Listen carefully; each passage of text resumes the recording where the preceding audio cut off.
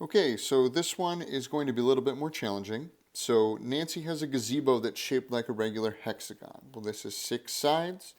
And what I would suggest in a problem like this, you take the time to draw it out so you can see what you're working with here.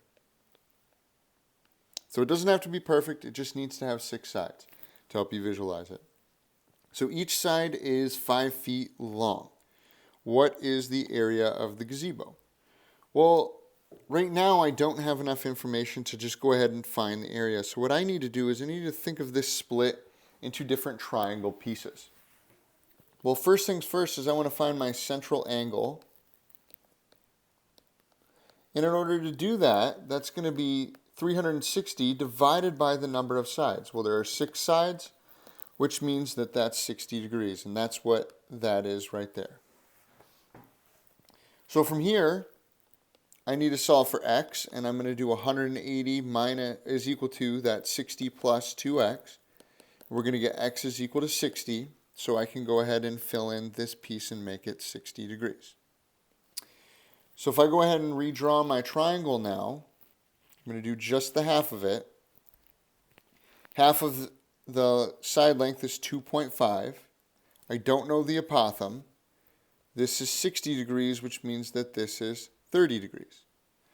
Well, I only need to use the 60 degree here, and I'm using the opposite and the adjacent, so I'm going to be using the tangent.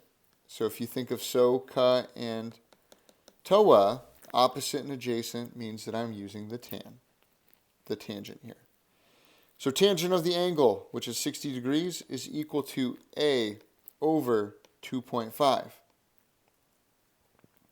From here, you multiply both sides by 2.5 and go ahead and evaluate on the calculator. So a is equal to the 2.5 times the tangent of 60, and so you get 4.33.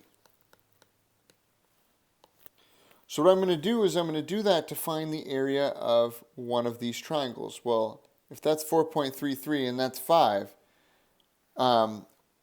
I can go ahead, I can find the area of that triangle, or I could find the area of the entire polygon.